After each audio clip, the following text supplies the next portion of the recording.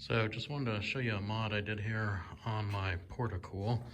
Thought I had pretty clean water here, but I wasn't really very religious about draining this thing after every use or even really periodically. So I went through a good full season of running this thing and had a bunch of sediment built up in the bottom of it. Unfortunately, I didn't take the pictures beforehand.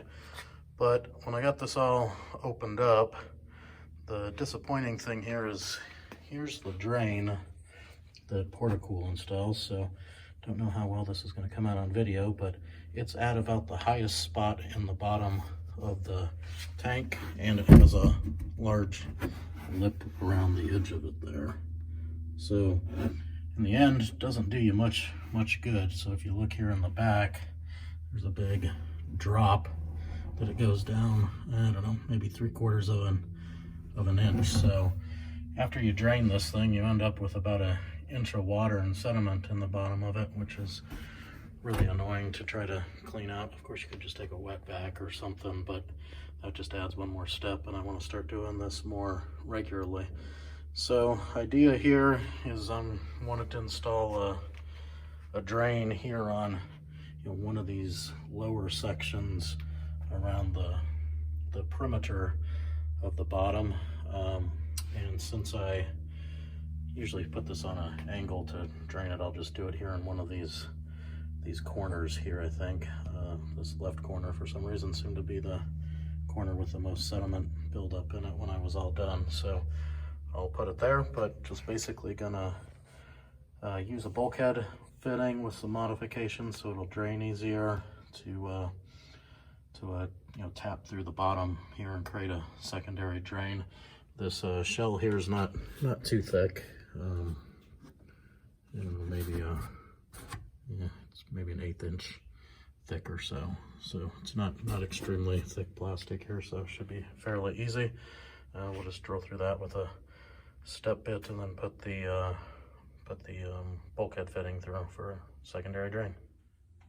All right, so I'm gonna take these garden hose bulkhead fittings that I purchased off Amazon to see if I can come up with a bit better drain here. So normally what they come with is shown on the right here. So you got kind of the bulkhead fitting and 2 O-rings that you would sandwich the material in between, and then a nut on the bottom, and then a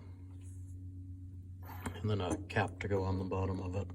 So I'm gonna try using just the flange at the top here to be the top side, and then we'll have the Portacool material kind of in the middle here with just the O-ring on the bottom, and then the nut to tighten it up, and then the cap here.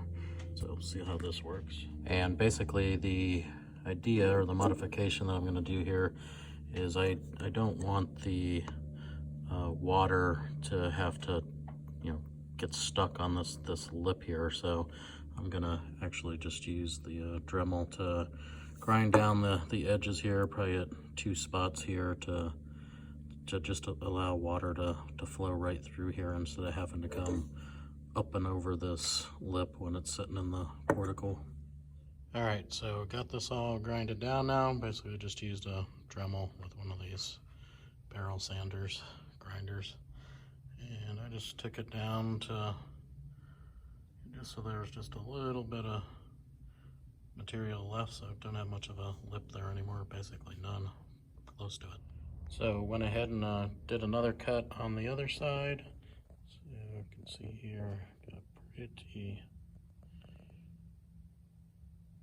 pretty good channel for the water and sediment to come into now, hopefully.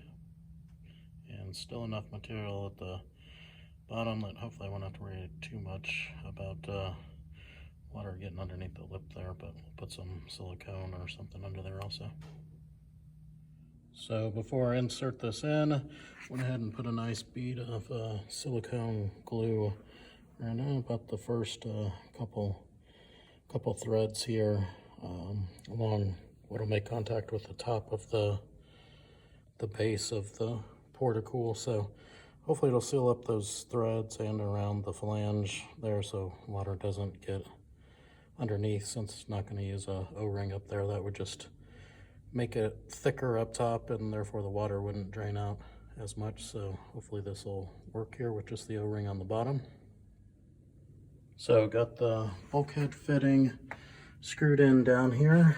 I got it in this far corner here, which is actually really nice because, again, it should allow me to set it on an angle to get all the water to this corner. But also, that's really close to the front edge of it versus the other plug. It's kind of up under the middle of it.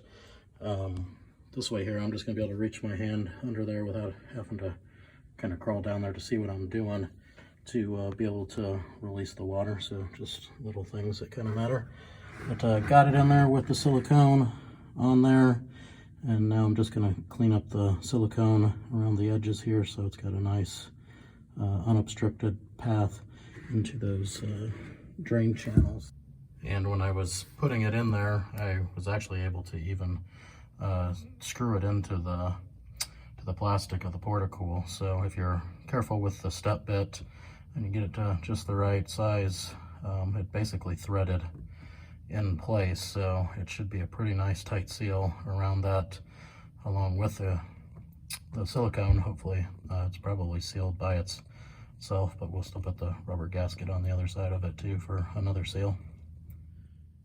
So last step, I went ahead and added a little bit of silicone to the bottom side, right against where the Portacool plastic is too, and a little bit on the threads up there to try to get it sealed, just in case if any water tries to come down through the threads also. And then went ahead and threw on some Teflon tape on the threads where the nut will go on. Again, trying to make sure that no water comes through, normally not needed, and this is probably way overkill. But we'll go ahead and tighten this up, and hopefully it seals good. So everything's tightened down. Glad that I did put the plumber's tape, or the Teflon tape on there. That it went on fairly easy, but I could tell probably a little bit of gap between it and the threads that might have leaked, but seems to be sealed up pretty good now, so we'll give it a shot with water and see if it holds. So I've got it filled up with some water now, and see if this drains. It's holding water just fine.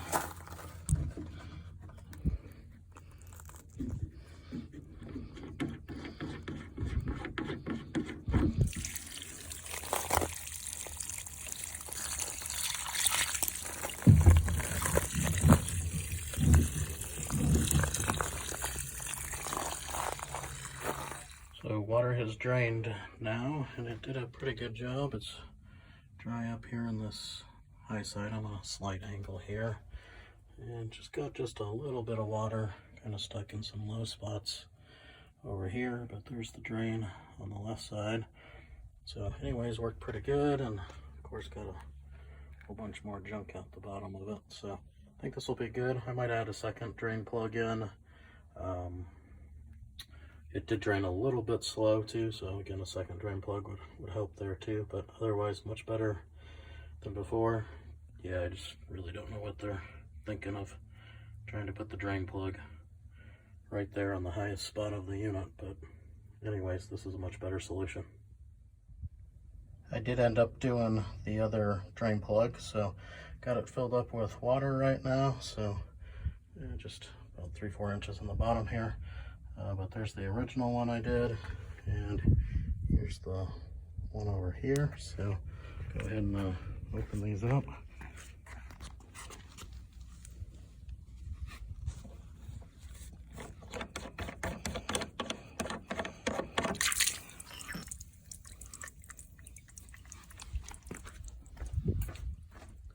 Do the other one.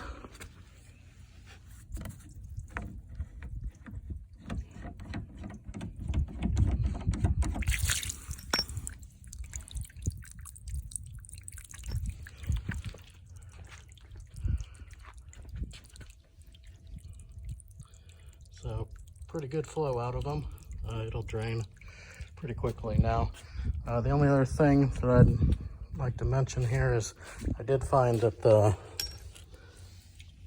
gaskets here for the hoses that they give you, some clear ones that didn't really fit very tight in there. So I found one of them that was leaking, so I thought it might have been the drain that I put in, but it actually ended up just being that this gasket had slid too far to one side. So make sure you got gaskets in there that will fit the diameter properly.